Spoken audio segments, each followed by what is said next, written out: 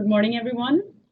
I am Rupi Rai. Welcome to our webinar today. I'm based here in Washington, D.C., and I'll be your moderator for this last webinar in our PPPs in Sub-Saharan Africa series. Our topic today is financing and funding PPPs in Kenya, where we'll talk about emerging trends and issues. And this series is, as always, hosted by the Open Learning Campus, by the PPP Unit Kenya, and the World Bank PPP Group. In today's webinar, we'll try to gain an understanding of key issues and trends in financing and funding of PPPs with a focus on transport and social sector PPPs in Kenya. As many of you know, PPPs often face the challenge of securing commercial funding, and governments attempt to improve the bankability of projects, and they have done so using key support instruments in the form of equity, debt, grants, guarantees, fiscal incentives, and even specific contract clauses based on project needs. And often governments do this on a case-by-case basis through customized solutions. And in other cases, it can also be done by preparing frameworks and standard operating procedures that can support the use of those instruments. And all of these instruments, in particular grants and guarantees, can be powerful mechanisms also for risk sharing if they're used carefully. Today we'll look at the role of tolls, of viability gap funding, and other forms of funding and financing required to make PPPs in Kenya successful. As I said, we'll focus on flagship PPP projects in Kenya, and we'll look more closely at the transport and social sector, Our presenter today is Nick Allen, Independent Financial Advisor at the PPP Unit Kenya.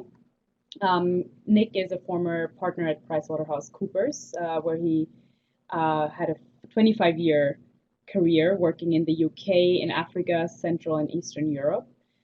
During the time, he led the firm's PPP and infrastructure advisory businesses in East and West Africa and in Central and Eastern Europe. And he worked across a range of infrastructure sectors, including transport, energy, social PPPs, telecoms, environment, and accommodation. And currently, as I said, Nick advises the PPP Unit Kenya on infrastructure projects and PPPs. And he has also been working independently for the past 5 years as PPP advisor to Trademark East Africa, among other assignments. We also have a discussant today with Nick joining us from Nairobi, Clemens Kalis, Capital Markets Advisor to the PPP Unit Kenya. Clemens started his career in investment banking, first at Morgan Stanley and then later on at Goldman Sachs. Throughout his banking career, he focused extensively on the natural resources and commodities sector while working in Singapore, New York, and London. His expertise includes corporate finance advisory, structured commodity financing, risk management, and principal investing. Clemens has significant experience working in emerging markets, including Russia and Africa, and he has executed a number of innovative and novel financings. For example, he structured the first asset-based commodity-linked financing in the US power sector. Welcome to both of the speakers, first of all. And on today's agenda, as always, we'll have a presentation first. Nick will present for about 25 minutes, followed by Clemens's remarks for about 10 minutes. And as always, please send us your questions throughout the webinar. I'll be monitoring them closely and collecting them for our Q&A session during the last 20 minutes. And with this introduction, I'll hand over to Nick. Deeply sympathize, but you're particularly welcome. I'd like to say a particular hi to Bruce Carey, who I've known for the best part of 20 years. Good to see you, Bruce. We should catch up in real time at some point, but good to know you're still around. Okay, as Rupi said, the topic today is financing and funding in Kenya's PPPs. I thought I'd set the scene briefly by giving you a bit of background on Kenya's PPP program. Some of you may well be familiar with this, so I will keep it brief, but for anyone new to these webinars, I thought I should just set the scene. Rather than talk around financing and funding issues from a generic perspective, I thought it'd be more interesting to make it project specific. And since we are on the verge of launching a number of road PPPs in Kenya, and to do that, we've had to wrestle with a number of financing and funding issues, I thought it would be more interesting to talk specifically about those projects. But we can open up the conversation later to other sectors if people would like to in the Q&A.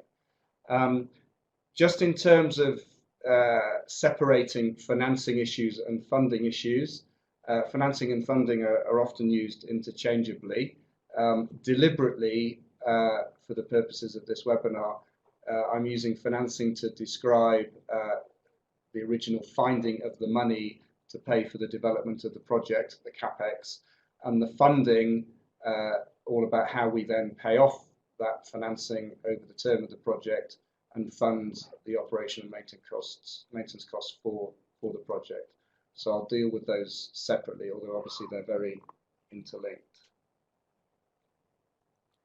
So just to start off very briefly, I promise you, on Kenya's PPP program. So the program's been established for 3 years or so. The legislation was passed in 2013. It's a good piece of legislation. It could certainly be improved. It gives us a bit of a straitjacket around the procurement process in some aspects. And those are some of the issues we'll be wrestling with, and I'll come back to that when we talk about the financing. But generally speaking, it's a sound legislative framework from which to launch a PPP program. The PPP unit, again, has been around for 3 years. It's well established. It's under-resourced. It has a lot of advisors, probably more advisors than employees at times. But nonetheless, there's enough expertise around, I think, to support a good program. Away from the PPP unit, the rest of the institutional framework is in place. We have a PPP committee, we have a petitions committee, we have contracting authorities established, we have, in any event, a debt management office, which is responsible for much more than the PPP program. But we have capacity issues, particularly in those last two, the contracting authorities and the debt management office. I would say the PPP program is not well known within Kenya, largely because a lot of work has gone into setting projects up, but not a lot has yet been completed. We have no financial closes to boast about.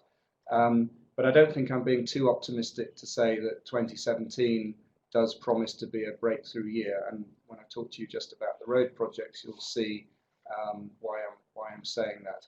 I should point out that although we have a PPP program established by legislation, we've been doing sort of PPPs for 20 years or so in the energy sector. We have a lot of IPPs, and so we know how to project finance infrastructure projects, just under different frameworks. And we have the World Bank to thank in large part for the support they provided to the unit over the last 5 years, funding in particular transaction advisors who are working on these projects and others. So that's very briefly the PPP program as a whole. In terms of Kenya's road PPPs, let me just say a bit about this, the picture on the screen. You can probably tell it's an artist's impression as opposed to a real piece of infrastructure, but that is the initial design for one of the projects that I'm going to talk about. Our bidders may well come up with different and better designs, but that's a bridge in Mombasa, and that's what our transaction advisors have come up with at this stage, just as a design. Okay, so very briefly, we have 5 major road PPPs, which are on the verge of being launched. Let me talk you through them briefly. 2 of them, Nairobi-Mombasa Highway and Nairobi-Nakuru Highway, are brownfield DBFO projects. So they're existing roads, and the PPP is all about widening them, generally from 2 lanes to 4 lanes and subsequently up to 6. The bridge I just talked about is a new bridge from Mombasa Island to the northern mainland.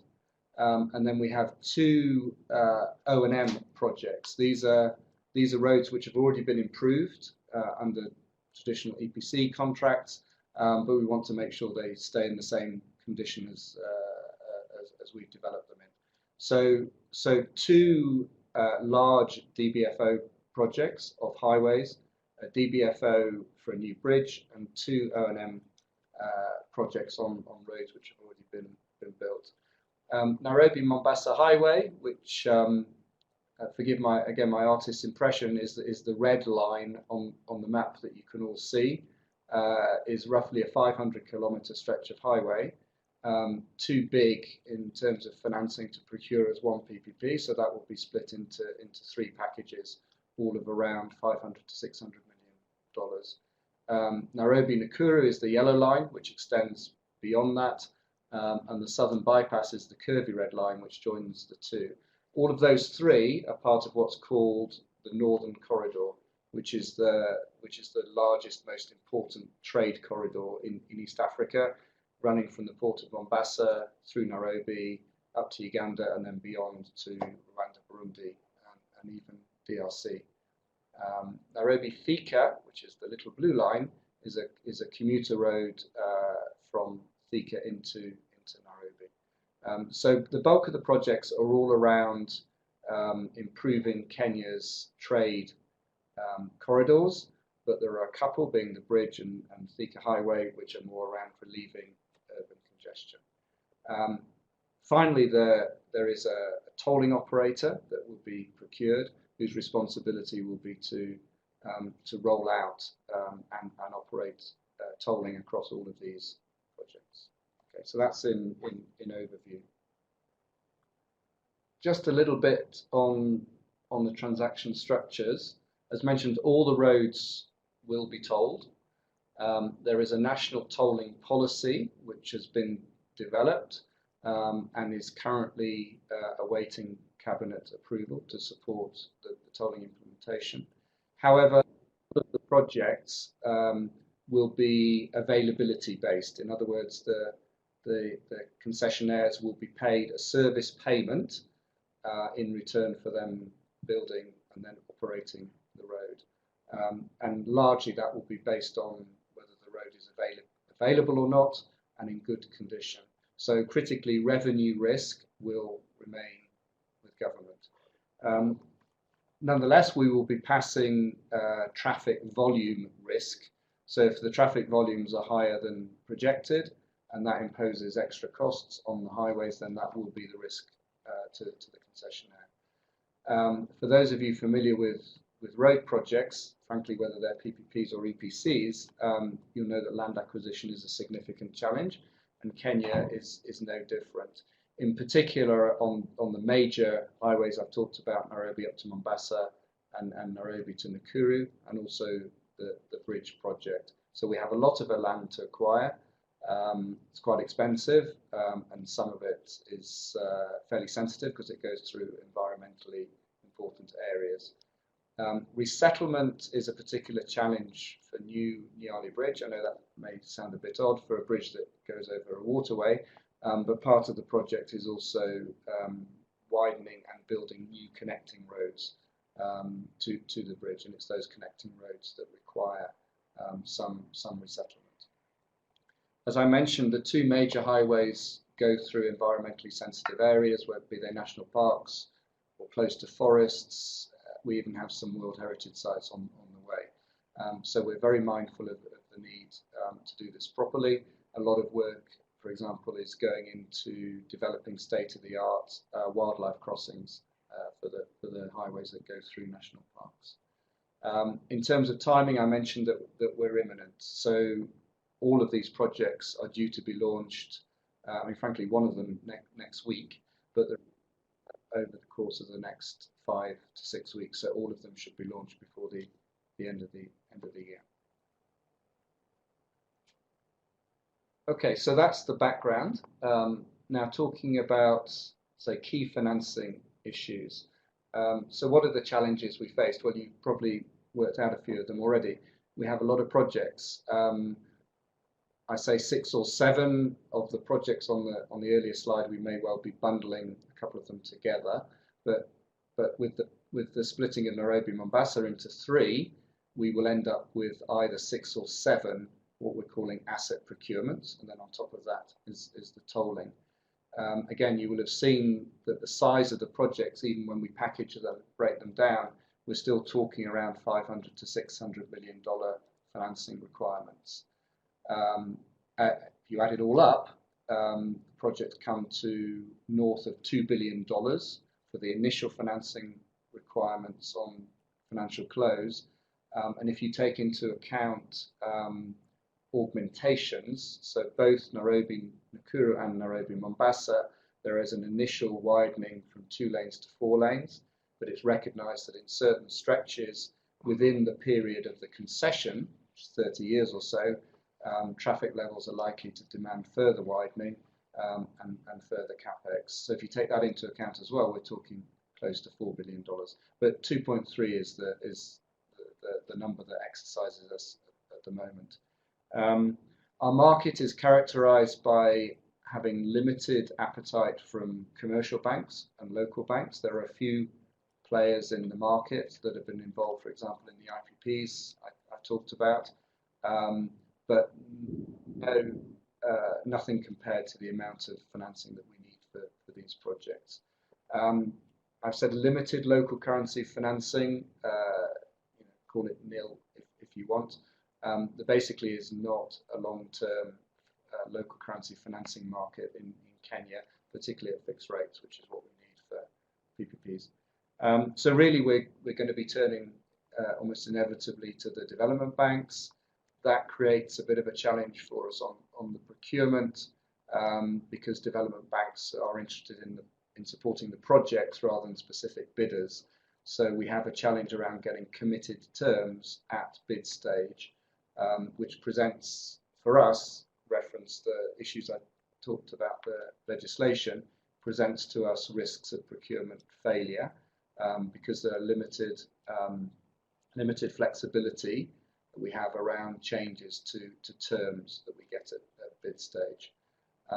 And finally, I'll just touch on the credit standing of the contracting authority, because in each case for these projects we're talking about a highways authority which doesn't have its own revenue source. It's kind of part of central government, but it's not a ministry.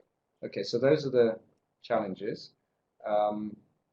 Let me tell you a little bit about how we're proposing to try and deal with them. So on the issue of the money, the quantum that we need, we've tried, as you've seen, to divide the projects down into what we hope are sweet spot size packages. We've done, or rather our transaction advisors have done market sounding to come up with what we believe is a package which is financeable in the market. The $500 to $6 million we believe is the sweet spot. I guess the proof will be in the procurement launches. It's all very well to break the projects down into bite-sized pieces, but you can't then finance them all at the same time. So although we will be launching the projects, all of them within the next 6 weeks or so, the procurements will be phased and staggered. That's partly down to the limited amount of financing in the market at any one point in time, but there are also other drivers. I mentioned land acquisition. So some of the projects are, if you like, clean in terms of land acquisition and can move more quickly, whereas others we need to deal with the land before we can really get into the formal bidding process. We are very clear that we want the best developers and operators available. This will be internationally marketed, and we have put a huge amount of effort into preparation of these projects. We're using not standardized, but market recognizable documents. So RFQs, RFPs, and critically project agreements, which the international market will recognize and be comfortable with. If we don't get quality developers and operators, we can probably kiss goodbye to the financing. So that's a key focus. And then the final point is on this is we are regarding the banks as a constituency that we have to deal with ourselves. Obviously, bidders will have some of them will have their own banks, and we expect them also to engage with the development banks. But we as the procurer, if you like, are taking it upon ourselves to make sure the banks are as up to speed as possible with our projects, with the risk allocations, with the project agreements and so forth, so we can hopefully minimise the time to financial close, but also get as firm pricing as possible on their terms. So that's on the quantum of the financing. How do we address the issues of limited commercial bank appetite and limited long-term local currency? Well, again, the engagement process with the banks. There are commercial banks out there. We know they will support, but we will also engage with them and make sure we get documentation which is market acceptable. In terms of risk allocation, government will retain the forex risk. We have a payment mechanism to compensate the concessionaires, and that will take into account the proportion of their costs which are forex related, so mainly around the debt financing, and government will bear the foreign exchange movements on that. Government will also retain the risk on local currency interest rates. Now, this may well be a moot point, and I think it's probably something that Clemens will talk about later, because it may well be that there is no local currency financing available at all. But rather than rule it out from the beginning, we will accommodate it by taking on local currency interest rate risk to the extent any financing does emerge. But it will be small beer compared to the project as a whole. To address the issue that development banks typically will stay a little bit aloof from the process and engage once a preferred bidder has been selected and then offer financing, which creates the problems I've talked about before. We will for the main tender process for the bidders, we will have a competitive dialogue process. I'm sure many of you are familiar with that term. If not, I can come back to it later. But we will also intend having a parallel, not competitive dialogue, but just a dialogue process with what we're calling non-tied qualified banks, which are essentially the development banks. And in terms of dealing with the issue that, notwithstanding this engagement and notwithstanding our efforts to try and get the banks as up to speed as possible with our risk allocation, we are exploring the options of neutralising the financing terms in the bid evaluation.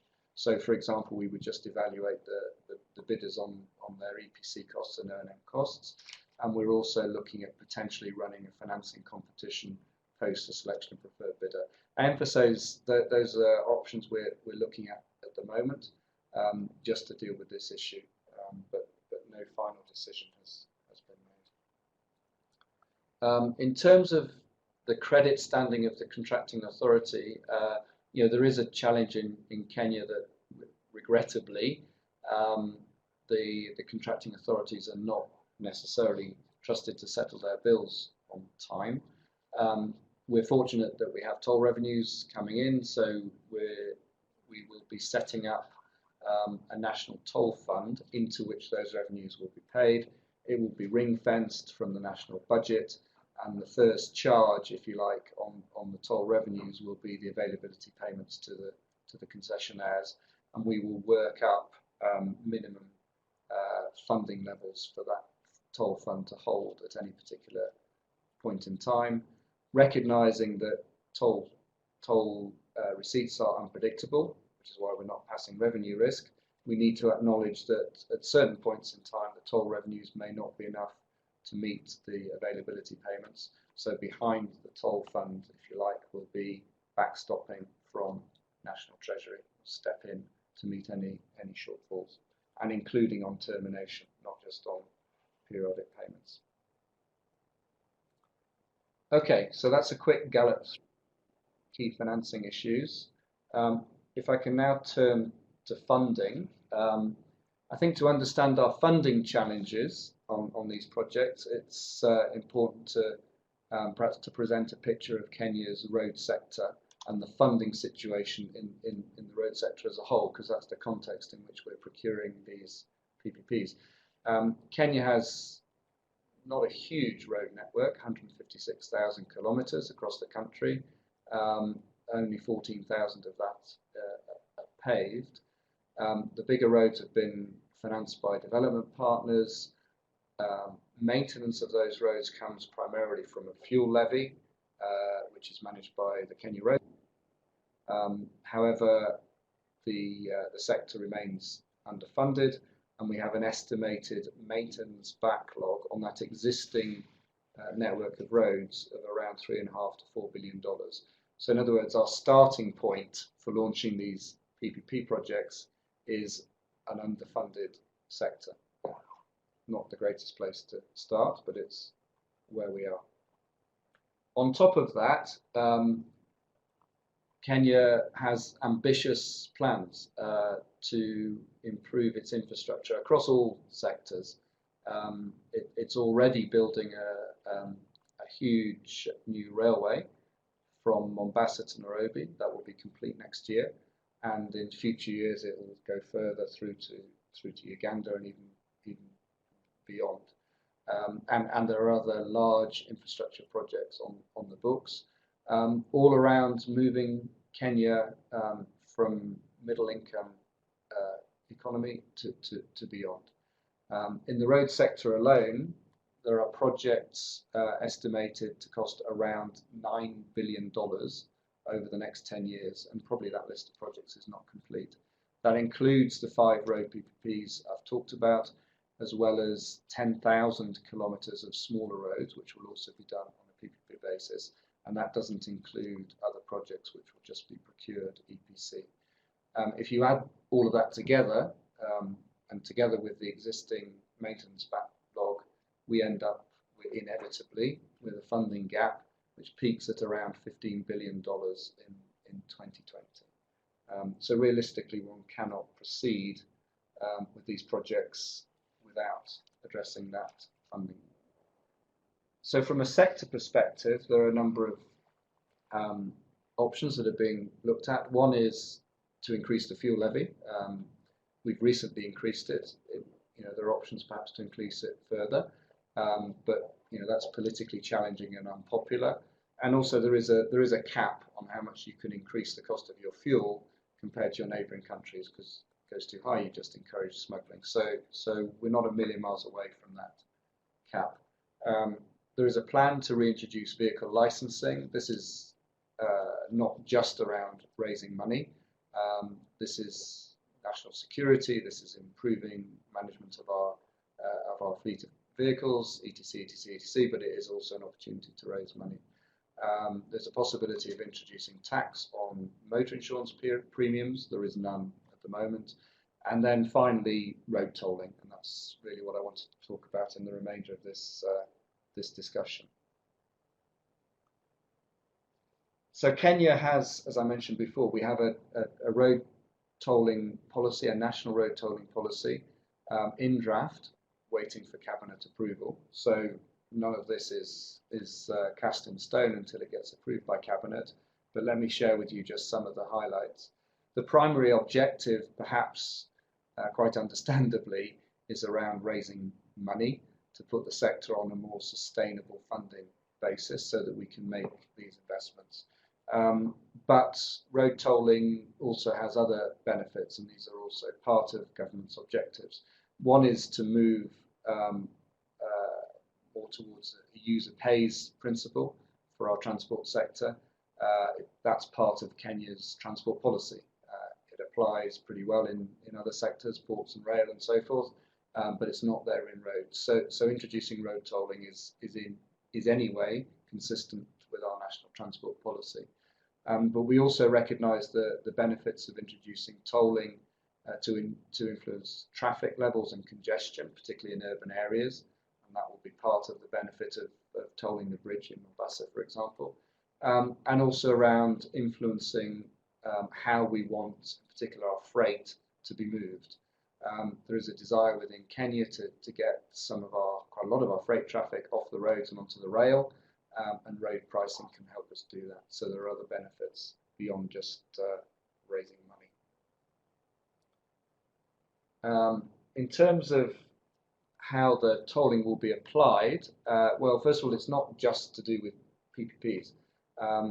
There's nothing stopping us from tolling roads which are built by government. At the moment, it is just these 5 PPP projects that are being discussed, but in the future it may well be others.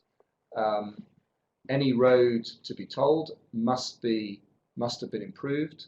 It must be demonstrably better than it was before, and it must be demonstrably better than the rest of the network in order to justify the tolling. And all of the 5 projects I've talked about qualify under that criteria. Tolling is not cheap. Collecting money through general taxation or through a fuel levy is a fairly cheap way of doing it. So we have to be careful that it's financially viable. So we've set a criteria that our tolling costs must not exceed 30% of the projected revenues from tolling. And as a part of the policy, there is no requirement to provide a free alternative. A lot of discussion on this, as you might imagine. In simple terms, one could say it's going to be hard enough for us to afford the roads we're planning, let alone finance other ones to give a free alternative. Not least because providing a free alternative will reduce the toll revenues that we collect on the main highway. In terms of toll levels and structures, the actual amounts are obviously still subject to approval, but just some highlights. We are not going to have project-specific tolls. We will have a national reference toll, so that someone travelling on a highway in the north of the country will pay this pretty much the same per kilometre as they would in the south. Makes sense. In terms of the toll levels, they will be and are influenced by ability willingness to pay, and surveys have been conducted.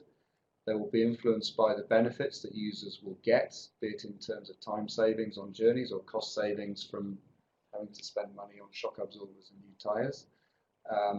They've been benchmarked internationally, and we will also take into account the costs imposed upon roads by different users. So, heavy vehicles impose more costs on highways than cars, so they will pay more. Simple as that. The tolls themselves will be set initially by government along these principles I've just talked about. They will be inflated annually, and there is provision for them to be adjusted periodically for exchange rate movements and other things. And to deal with equity issues, there will be discounts for local and frequent users. I think I probably need to speed up a bit. In terms of systems and technologies, the ambition is electronic free-flow tolling based on our RFID technology, prepaid system, so you have to pay up front, manual cash card lanes for those who are infrequent users.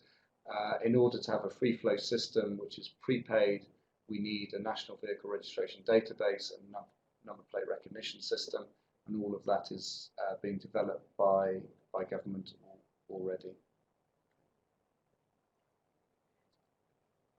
In terms of operations, we have 5 projects, but we will have 1 operator responsible for rolling out the tolling system and operating it across all of these projects, probably on a 5 to 7 year basis. Now, what does this mean for our PPP projects? Well, quite simply, without tolling, we couldn't do these PPP projects. They would just be unaffordable. So that's critical. The toll revenue has given us an opportunity to ring fence an income stream, which will help support the financing of the project. And we believe the projections suggest that over the course of the 30-year project, the toll revenue should exceed the availability payments, but we recognise that may differ from year to year, so Treasury will support. Just in conclusion, before I hand over to Clements, what are the key points to summarise, I think, from this presentation? Well, development banks are going to be critical to our process, particularly the larger PPP projects that we're doing, and our process needs to recognise this. PPPs are not just about financing. I think people often think it's all about raising debt, but in truth, government budgets are often more stretched than the balance sheets, so funding one has to have a sound funding basis for these projects before going to market. And even if we're not passing revenue risk, and we don't need to, and I'm not sure these projects would be bankable if we did, the toll revenues have a significant role to play in terms of underpinning the bankability of the projects. Let me close there, because I think I've probably overrun, and I'm sure Clemens is desperate to talk. But thank you for your time.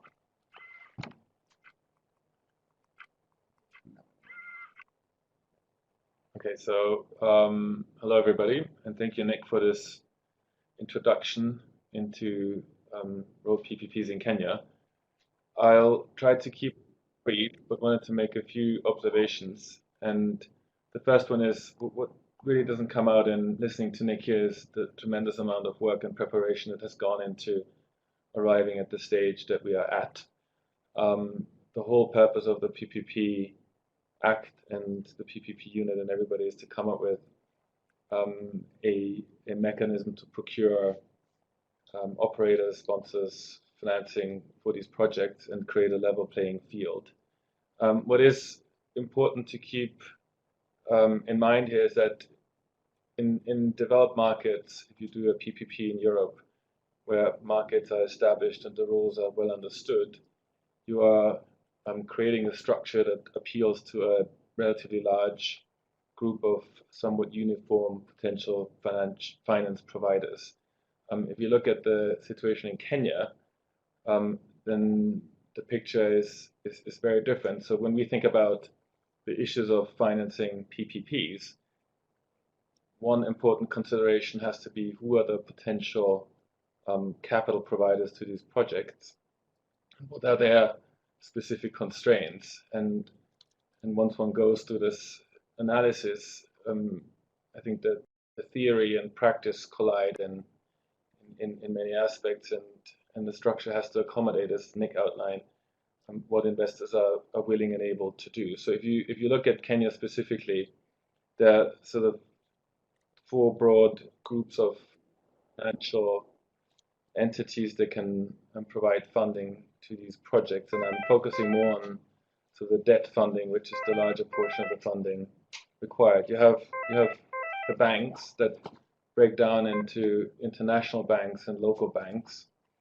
You have the development finance institutions, and you have the local capital markets, and each of those have very, very different constraints.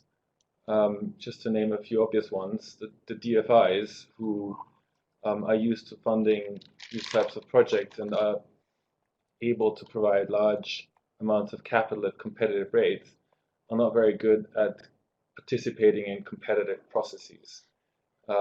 They tend to operate by their own rules that have been established over many years, and if anything, are more used to working together with other banks and coming up with a consensus around structure, pricing, and terms. So that kind of flies in the face of trying to create competitive tension in a process such as this one. If you look at the banks, the local banks, as Nick has mentioned, have limited capacity to provide local currency fixed rate funding, which is largely due to the fact that their funding sources is depositors locally, and that's effectively floating rate funding. They also have limited access to foreign currency funding, and where that funding is available, it comes at relatively higher cost given the credit standing of these banks. So in order to make a margin, they have to layer on their own profit margin on the already high funding costs. So that creates some hurdles for them to provide competitive funding. The international banks that would have been the primary target for this, certainly before the financial crisis in 2008, have to a large extent retreated from this market, driven by more stringent capital control, Basel II and III restrictions, but also a refocus of their business model, given some of the issues that they've encountered in 2008 and 2009. So if you look at Kenya, you're really down to 3, maximum 4 international banks that have a local presence that really understand the market. and of those, a subset has the ability, but also the willingness to spend time and effort to engage in these projects. So you're suddenly down to a small group, and given that there are 4 or 5 projects that need to be funded, and if you have fewer than 4 or 5 banks, right, you end up having to go to the same banks for the same projects, and that creates a set of issues in and of itself. And then lastly, the capital market, which is basically pension funds and insurance companies. The whole concept of project bonds and getting institutional investors involved in projects is very popular, but poses a lot of issues for these types of investors. First of all, they are tied, or they have very restrictive investment rules that are designed to protect their beneficiaries, so policyholders and so on. But they also don't really have the incentives to do the initial work required to understand projects, to analyze risks. So they're used to being presented with something that's fairly straightforward, tried and tested, where they can make a decision at relatively short notice.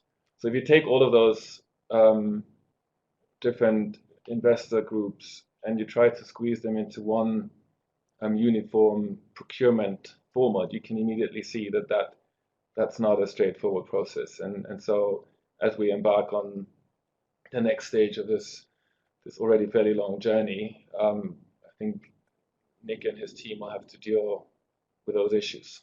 Yeah, so that's just a general comment, maybe to frame the follow-on Q&A session a little bit. I'll kind of leave it at that with the one additional comment that a PPP really depends on the partnership between the public and the private sector, and partnership really means that the private sector has to be able to rely on the government meeting its end of the bargain.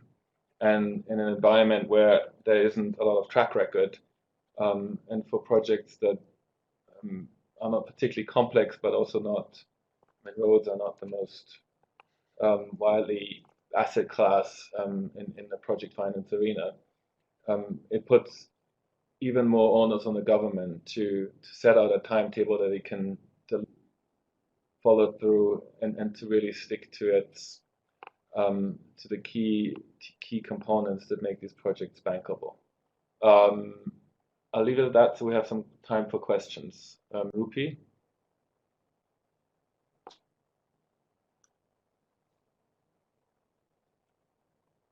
Hi, Rupi. We're done.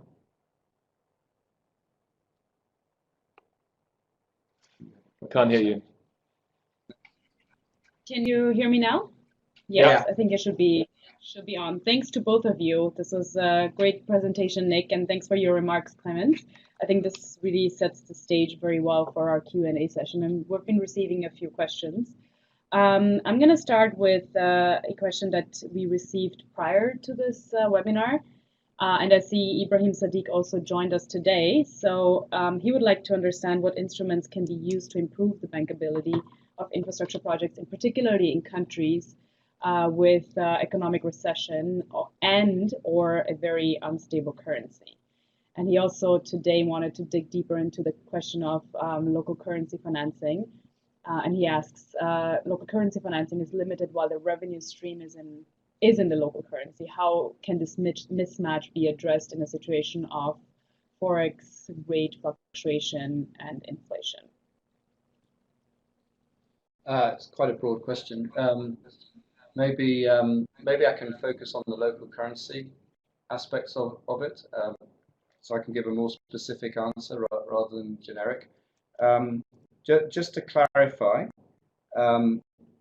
the revenues for the concessionaire, let me focus on that first. The revenues for the concessionaire will not be in local currency.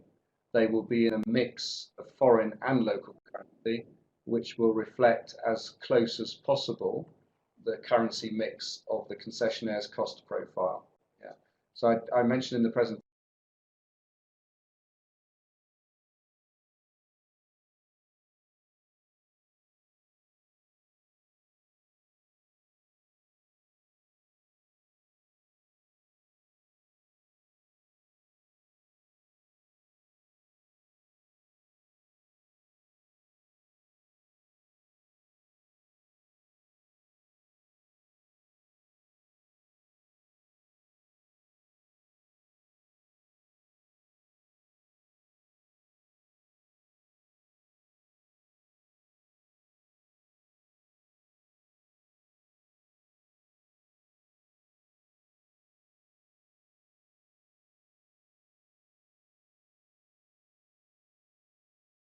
think the point that perhaps was being made is that the toll revenues will indeed be in local currency.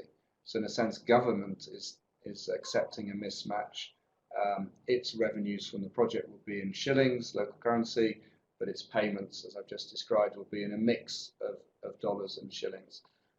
I perhaps skated over it a bit, but there is a toll change mechanism, which the respective minister will have the authority to implement, which allows toll levels to be changed periodically, depending upon a number of factors, one of which is movements in foreign exchange. Now, that doesn't mean that they will automatically be changed, but discretion is given to the government to make those changes if it wishes. So it has the option of managing that mismatch if it wishes to. Obviously, when you're talking about changing toll levels, there are other considerations to take into account, not least affordability and other transport sector development objectives, but at least the tool will be there to match that risk if needed. I know that doesn't answer the full question, but answers the specific bit of it. Is that okay? Mm-hmm. Maybe I can comment a little bit on some general mechanisms to increase the bankability of projects, which I think also answers one of the other questions on the board. I mean, ultimately, a PPP rests on the government making certain commitments to investors for certain revenue streams, so the whole funding question. And what investors typically are good at is assessing risks that are within a certain band, and what they're very bad at is assessing risks where you have large outliers.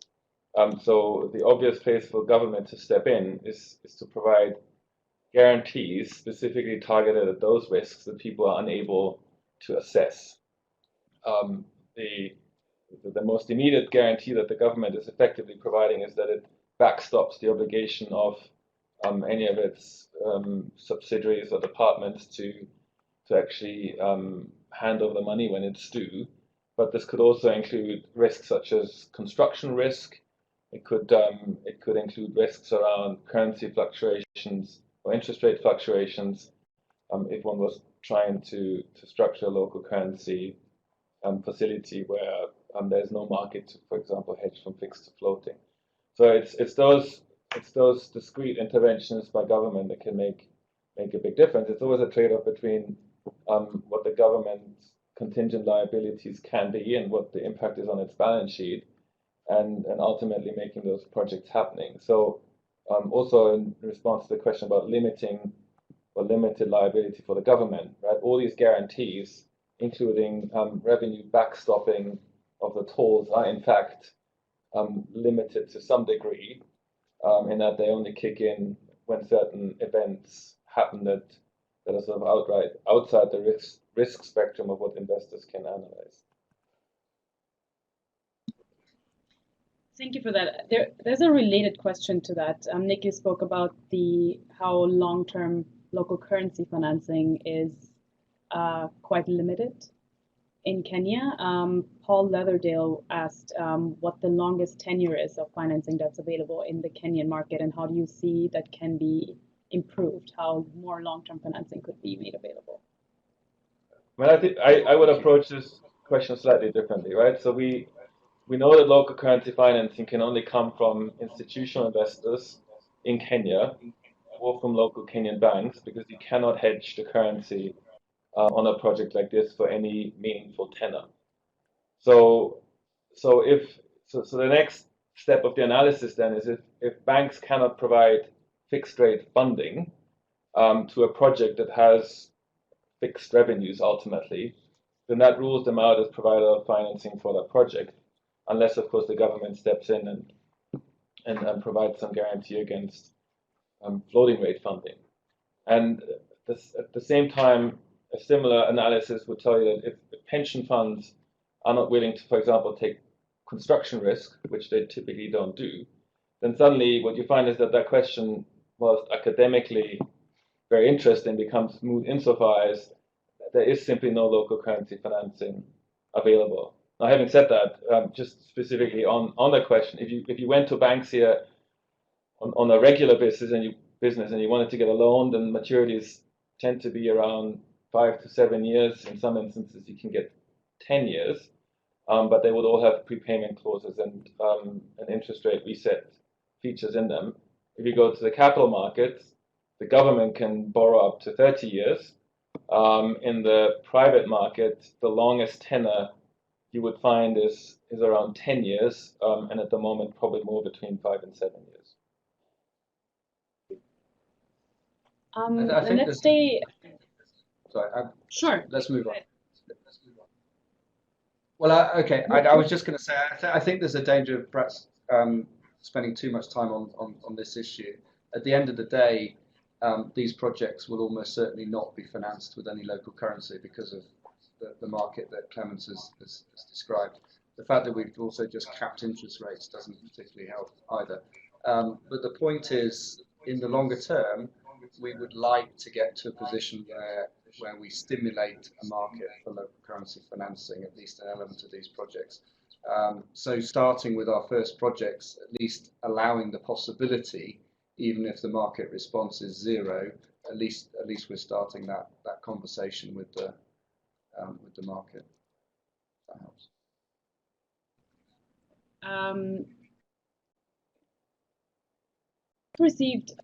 We've received a number of questions related to risk, and perhaps we can stick with some of the risks that perhaps even impact the availability of financing. Shahina Nizar asks about traffic volume risk, and she says that she's sure that there must be demand studies conducted to project traffic volume risk. How are projects designed to contain that risk, specifically in Kenya? And another question is, maybe you can answer that quickly as well, about land acquisition. Nick, you mentioned this in the beginning, that this is a huge problem in Kenya, especially for the road sector. Perhaps you can talk a little bit more about how that's contained, how it is dealt with, really. Okay, well, the deal with land first is very simple.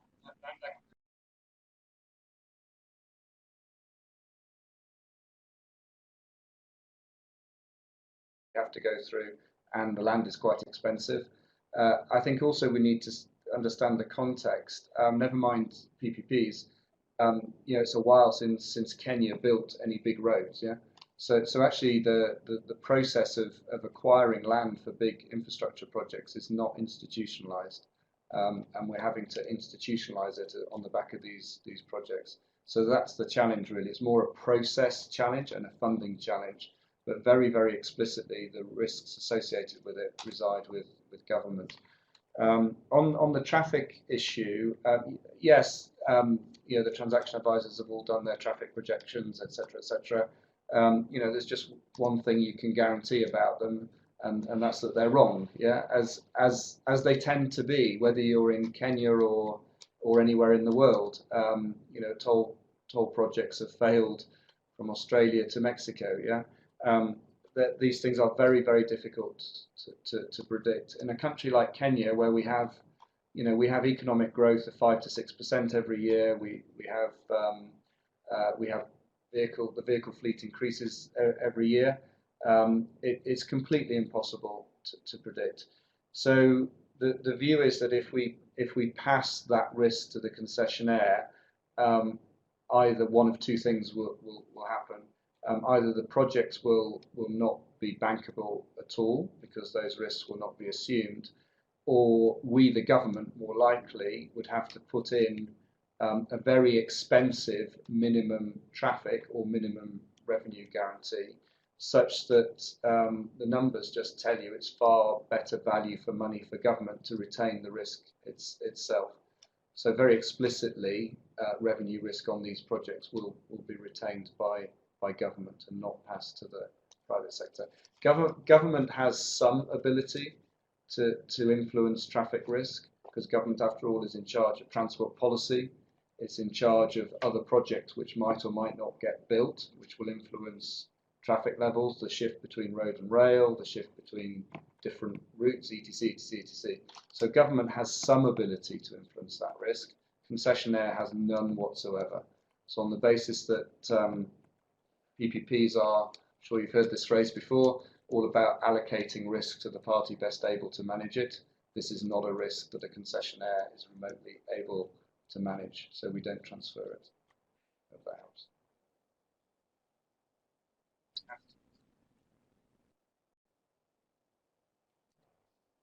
Okay, Ruby, I think we've lost you again.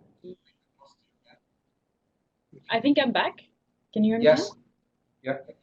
Wonderful. There's always a slight delay.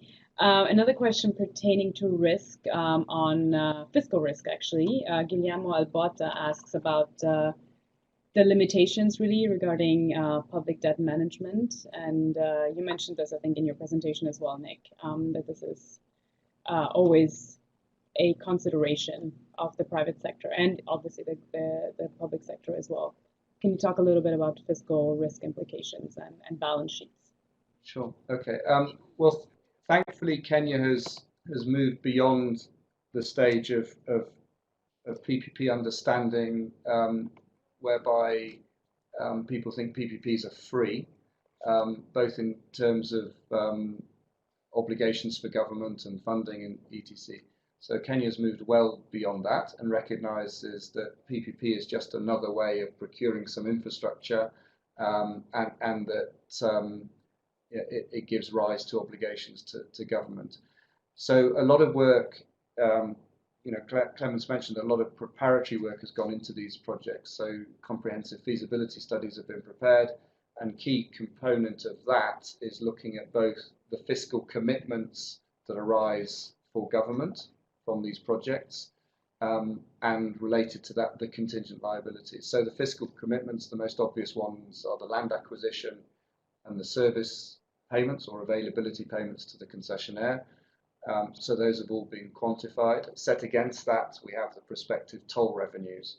So the feasibility studies assess the net fiscal impact of each of the projects, and that's part of the approval process involving the debt management office that I referred to right at the beginning of the presentation. Contingent liabilities are obviously a lot more difficult because they're all about what's the cost of something going wrong. And you don't know what's going to go wrong, you don't know how likely it is it's going to go wrong, and you don't always know the consequences of it going wrong, particularly at the feasibility stage of the project before you've done the detailed structuring. But an obvious contingent liability for a PPP, which is availability based, is the risk of termination and termination payments. So assessments have been done of the likely consequences of termination, if you like, at the worst point within the concession period. Again, that was part of the process. So that's the process. And in simple terms, government does not approve a PPP project without a consideration of the fiscal commitments. Can we afford it on an annual ongoing basis? And of the contingent liabilities. If something goes wrong, are we able to manage the consequences of that? So that's the process. Very much, because these are not quite our first PPP projects, but these 5 road projects I've talked about have I think, helped form how that evaluation is done as part of the approval process. I hope that answers the question. If I can just add one additional comment to this. An important consideration in all of this is whether and how the government can bind itself to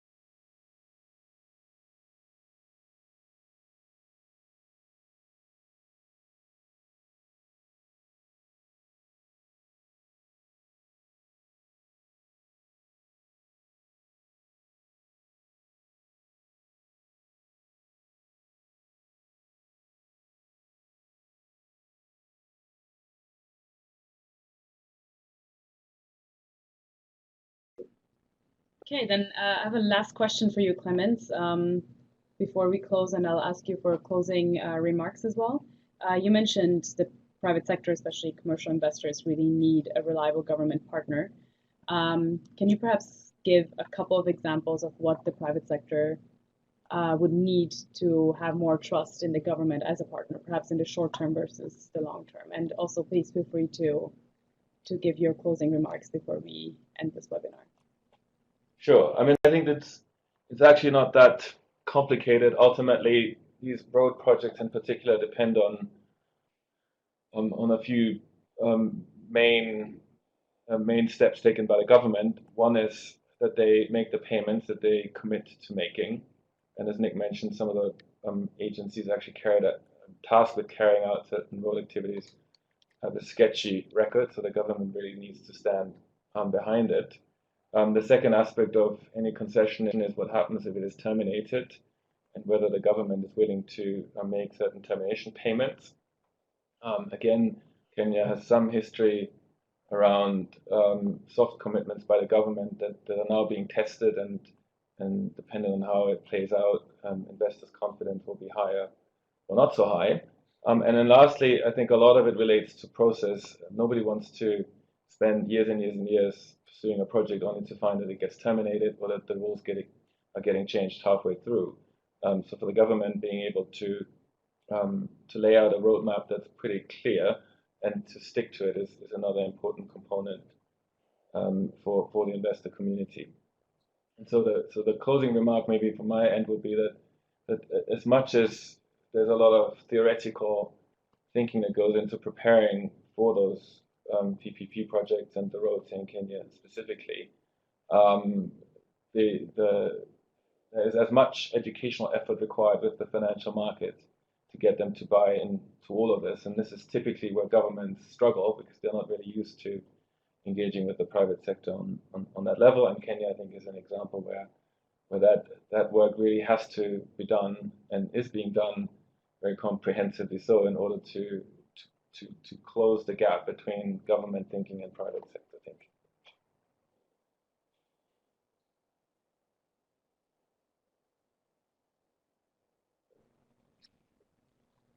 Nick, what about you? Any closing statement? Gosh, I thought I'd said enough. Not really. I would just say, follow us. We are at an exciting time. These projects that I've talked about have been long in gestation, but they really will be in the market, or the first one, within the next week to 10 days, yeah, with others to follow. We've done a lot of hard work. There is plenty more to do. We think we've done enough to give them the best chance of success. Keep our fingers crossed and pray for us. Thank you.